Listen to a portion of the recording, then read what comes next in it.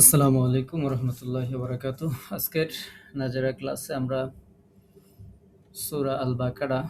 এর 142 নম্বর আয়াত থেকে শিখব ইনশাআল্লাহ। প্রথম আয়াত, সায়াকুলুস সুফাহাউ। সায়াকুলুস, কুতে মাদ হবে, লুস সুফাহাউ হাতে চার আলিফ মাদ, মিনান এই নুনে ওয়াজিব গুন্না, নাসি মা ওয়াল্লাহুম মা একালিপ মাদ, ওয়াল্লা একালিপ মাদ, হুম আ ইকফা গুন্না, কিব বাতে কলকলা, লাতিহিমুল্লাতি তিতে একালিপ মাদ, কানু কাতে একালিপ মাদ, নুতে একালিপ মাদ, আলাইহা আলাইহা আলাই দ্রুত পড়তে হবে আর হাতে একালিপ মাদ। কুল লিল্লাহি, একটু খেয়াল করবেন পাশাপাশি তিনটা লাম আছে, দুইটা লামকে পড়তে হবে। কুল লিল্লাহ, আল্লাহ শব্দের লাম বারিক হবে, লিল্লাহিল মাশরি উ র বারিক হবে, ওয়াল মাগ রি র বারিক হবে। এখানে আমরা অক্ফ করব, রিব বাতে কলকলা করব,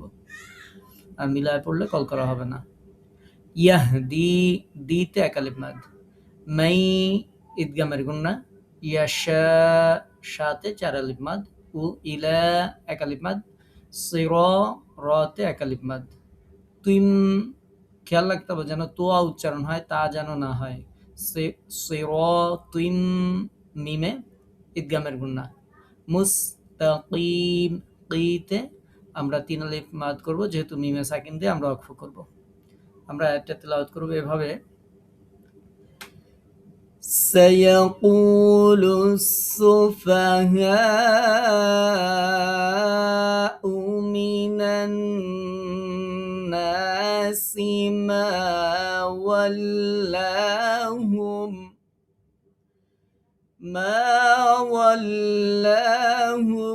عن قبلتهم التي كانوا عليها قل لله المشرق والمغرب يهدي من يشاء إلى صراط মুস্তাকিম। এভাবে আমরা এই আয়াত পড়ব। তাহলে আমরা আরো একবার একটু পড়ি। سيقول السفهاء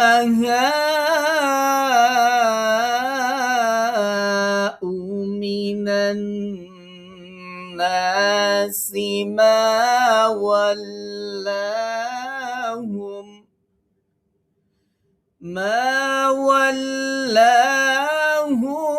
عن قبلتهم التي كانوا عليها قل لله المشرق والمغرب يهدي من يشاء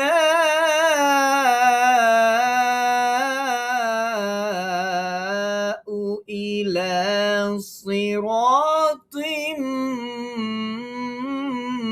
মুস্তাকিম। এর পরের আয়াত 143 নম্বর আয়াত, ওয়াকাযালিকা দাল নরম হবে, একালিফ মাদ হবে, জাআলনাকুম নাতে একালিফ মাদ, উম্মাতাও উম্মা মিমে তাসদীদ ওয়াজিব গুন্না, তাউ এখানে ইদগামের গুন্না, ওয়াসাতল লিতাকুনু তল, হ্যাঁ তোয়া খেয়াল করে উচ্চারণ করবেন, লিতাকু কুতে এক আলিফ মাদ, নু এক আলিফ মাদ, শুহাদা দালে চার আলিফ মাদ, আ আলান আ দেখেন শুহাদার শেষে হামজা আর পরের শব্দের শুরুতে আইন, তার মানে খুব খেয়াল করে উচ্চারণ করতে হবে। শুহাদা আলান নাসি, আলান নুনে ওয়াজিব গুন্না, ওয়ায়াকু আলান নাসি নাতে এক আলিফ মাদ, ওয়ায়াকুনার রাসূল, ওয়ায়াকু কুতে এক আলিফ মাদ, নার রাসূ সুতে এক আলিফ মাদ, আর এর আগে রাসূলের র পড় হবে। আলাইকুম শাহি হিতে এক আলিফ মাদ, দা এক আলিফ মাদ, দুই জবর এক জবর হবে, এক আলিফ মাদ হবে থামার সময়। ওয়ামা এক আলিফ মাদ, জাআলনা এক আলিফ মাদ, যদি আমরা এখানে থামি, সরি আমরা এখানে তো থামবো না, আমরা মিল করে পড়বো, সুতরাং এখানে কোনো মাদ হবে না। ওয়ামা জাআলনাল মিল করে পড়বো, কোনো মাদ হবে না। নালকিব বাতে কলকলা, লাতাল্লাতি তিতে এক আলিফ মাদ, কুতা কুতা ইকফা গুন্না নুনে, আলাইহা আলাইহা হাতে তিন আলিফ মাদ, তারপরে ইল্লা এক আলিফ মাদ, লিনা'লামা না'লামা আইন খেয়াল করে উচ্চারণ করবেন, মাই ইদগামের গুন্না, ইয়াত্তাবিউর র র পড় হবে, সু এক আলিফ মাদ, রাসূলা মিম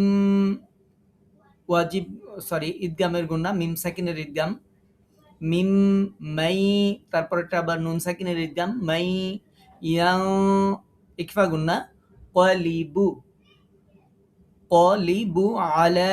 লামে এক আলিফ মাদ, আকি বাই বাইতে আমরা যেহেতু এখানে হাতে সাকিন দিয়ে অক্ফ করবো, এখানে মাদ্দে লিন হবে, আমরা কমপক্ষে দুই আলিফ টেনে পড়বো, আকি বাই এরকম। ওয়া ইন কানু ইন ইকফা গুন্না, কানু কাতে এক আলিফ মাদ, সরি নুনা কানাত, আবার বলছি, ওয়া ইন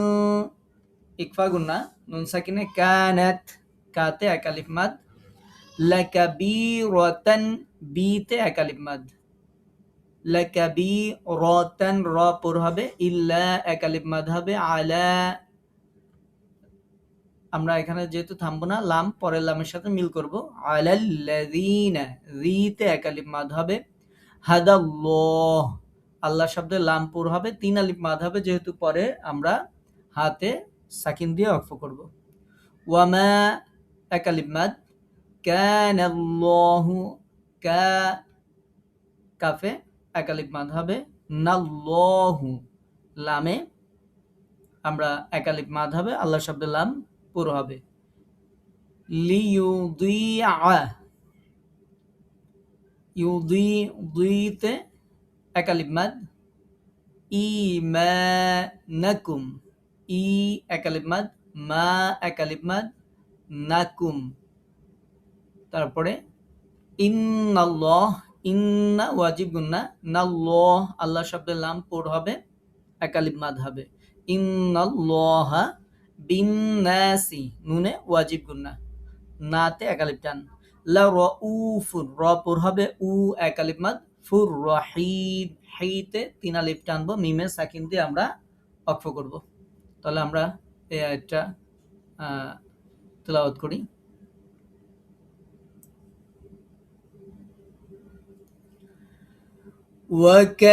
وكذلك جعلناكم أمة وسطا لتكونوا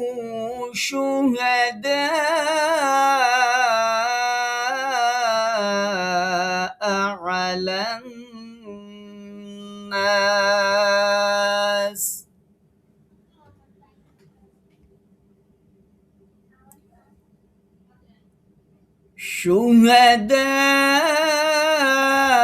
شهداء على الناس ويكون الرسول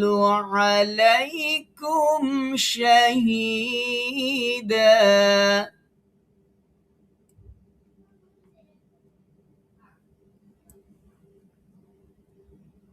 وما جعلنا القبلة التي كنت عليها إلا لنعلم من يتبع الرسول এখানে যেহেতু রাসূল ওয়াকফ করলাম এজন্য 3 আলিফ মাদ من يتبع الرسول ممن ينقلب على عقبيه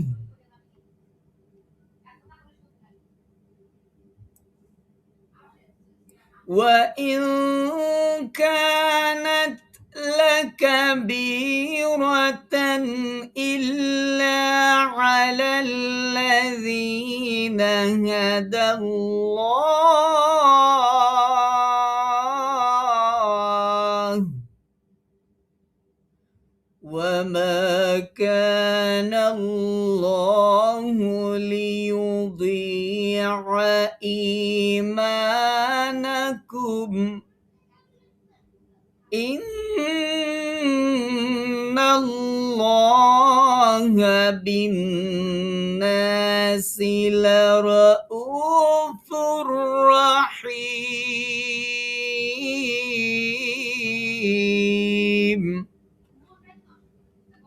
আমরা এটা আরো একবার একটু তেলাওয়াত করি وكذلك جعلناكم أمة وسطا لتكونوا شهداء على الناس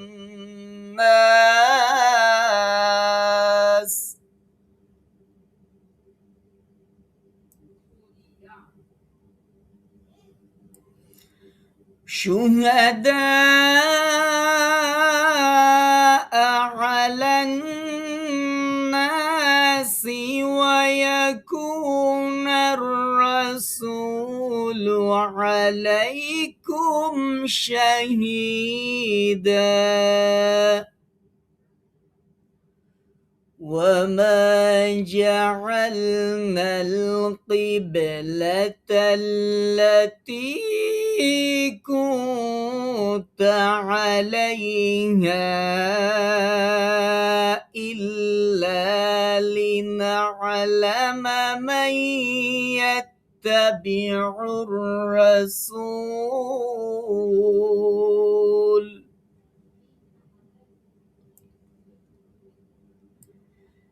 من يتبع الرسول ممن ينقلب على عقبيه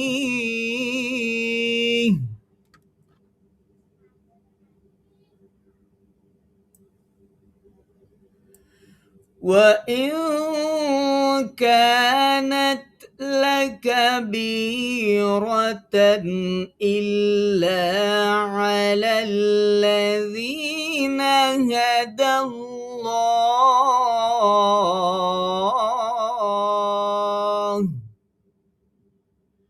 وما كان الله ليضيع إيمانكم إن الله بالناس لرؤوف رحيم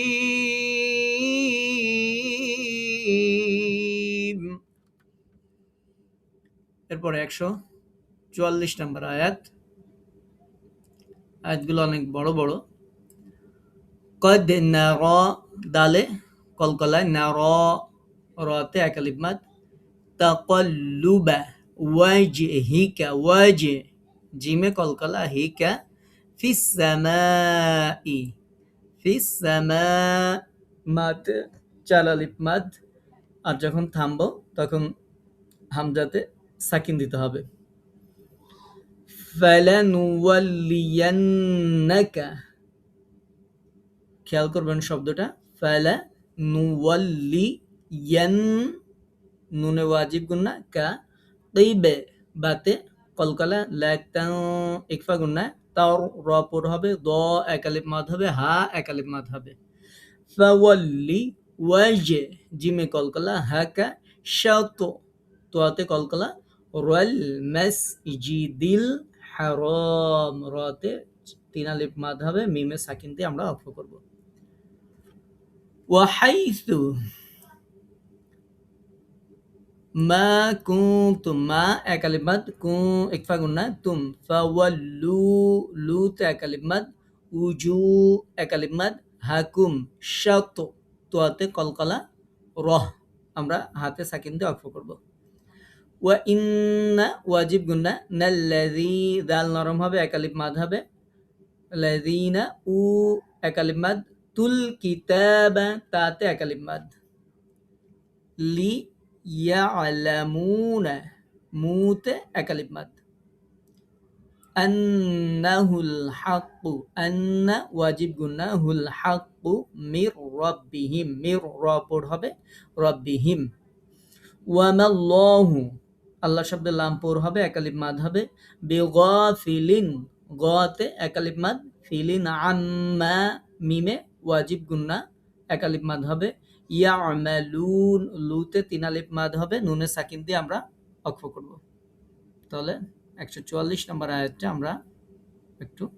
তেলাওয়াত করি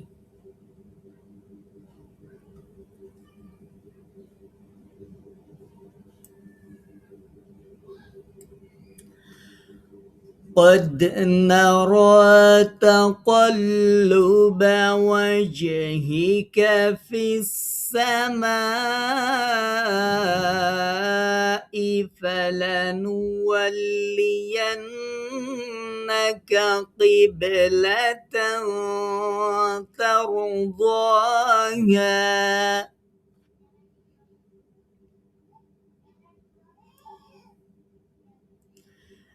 فول وجهك شطر المسجد الحرام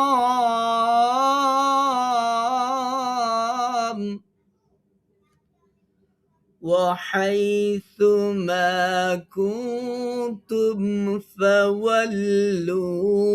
وجوهكم شطره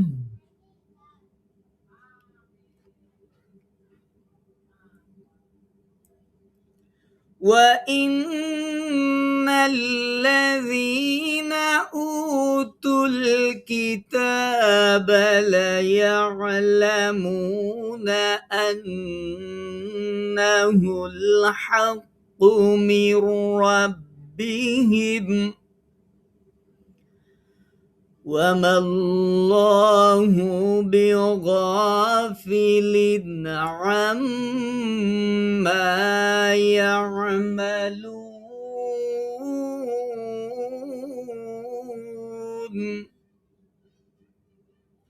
আমরা এটা আবারও তেলাওয়াত করি قد نرى تقلب وجهك في السماء فلنولينك قبلة ترضاها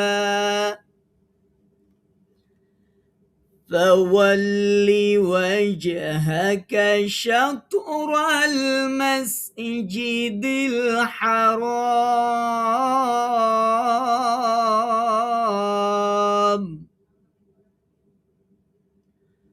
وحيث ما كنتم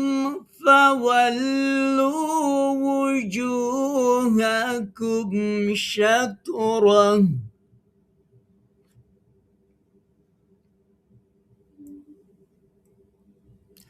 وإن الذين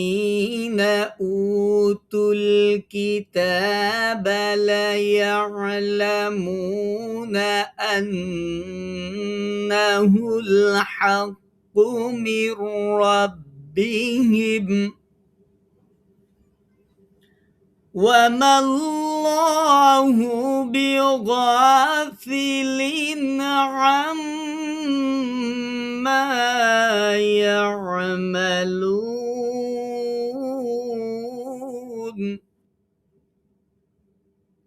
এরপরে 144 নম্বর আয়াত ওয়ালাইন আতাইতাল্লাযীনা ওয়ালাইন ইন হামজা হ্যাঁ খেয়াল করে উচ্চারণ করতে হবে আতাইতা এটাও হামজা তাইতাল্লাযীনা জাল নরম হবে এক আলিফ মাদ হবে উ এক আলিফ মাদ তুল কিতাবা তাতে এক আলিফ মাদ বিকুল্লি আয়াতিন বিকুল্লি আতে এক আলিফ মাদ ইয়াতিম ইদগামের গুন্না মা এক আলিফ মাদ তাবিউ এক আলিফ মাদ তিবে বাতে কলকলা লা তাক আমরা এখানে কাফে সাকিন দিয়ে ওয়াকফ করব তারপর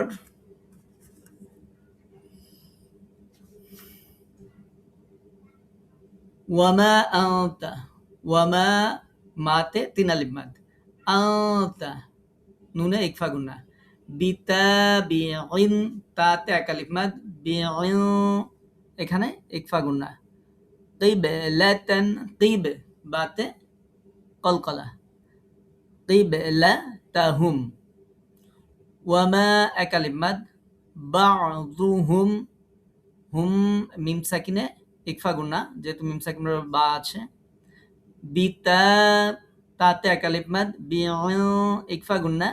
কিব বাতে কলকলা লাতা বা'দ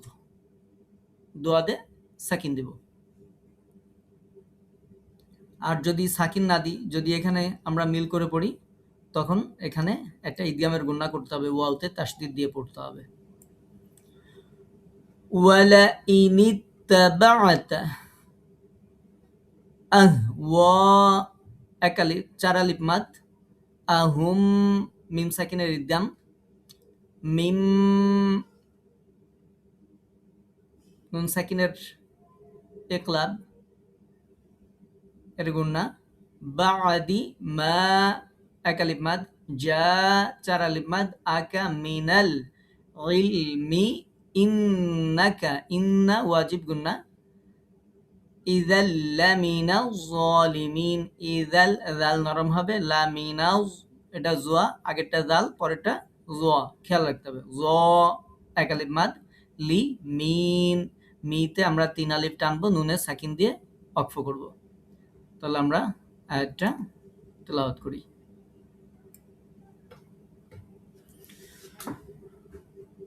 ولئن أتيت الذين أوتوا الكتاب بكل آية ما تبعوا قبلتك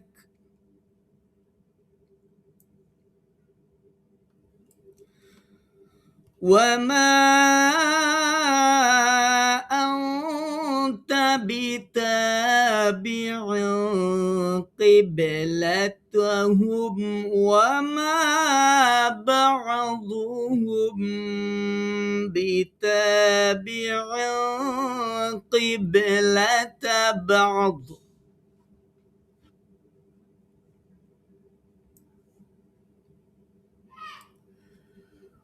ولئن اتبعت أهواءهم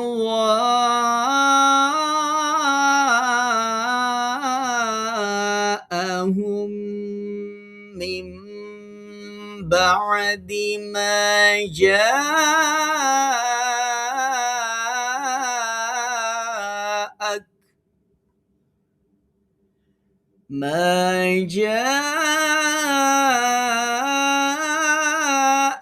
من العلم إنك إذا لمن الظالمين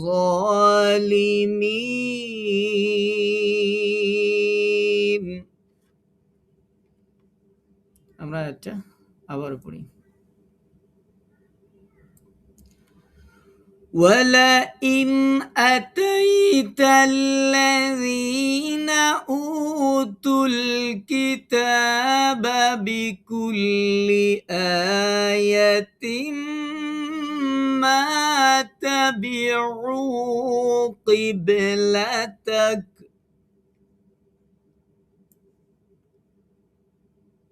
وما أنت بتابع قبلتهم وما بعضهم بتابع قبلة بعض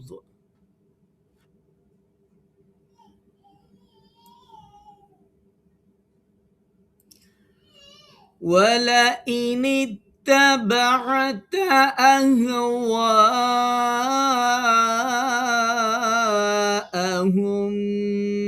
من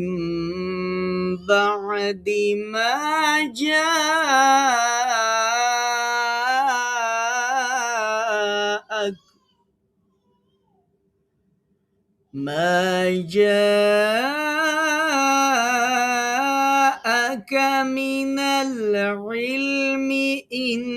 إنك إذا لمن الظالمين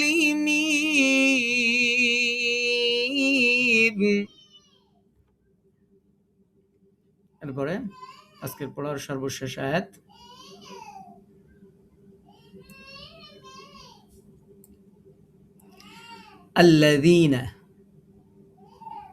الذين ذي মাযহাবে একালিফ আতাইনাহুম একালিমাত তাইনা নাতে একালিমাত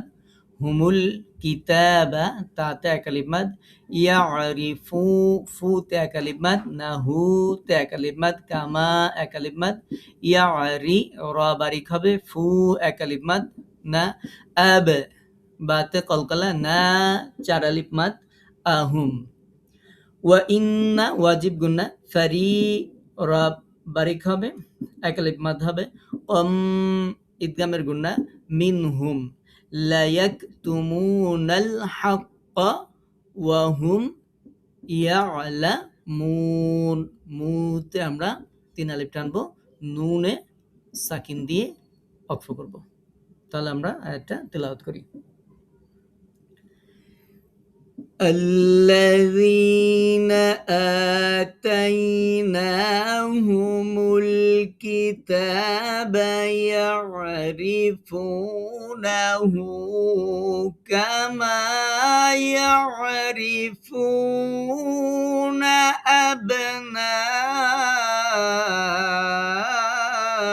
أبناءهم وإن فريقا منهم ليكتمون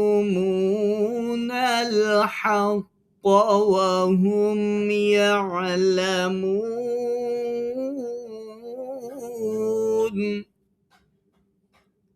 আবারও পড়ি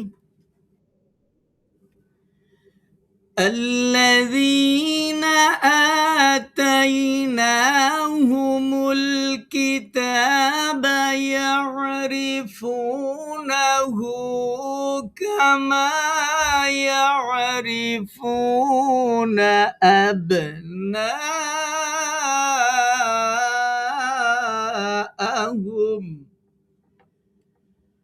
وإن فريقا منهم ليكتمون الحق وهم يعلمون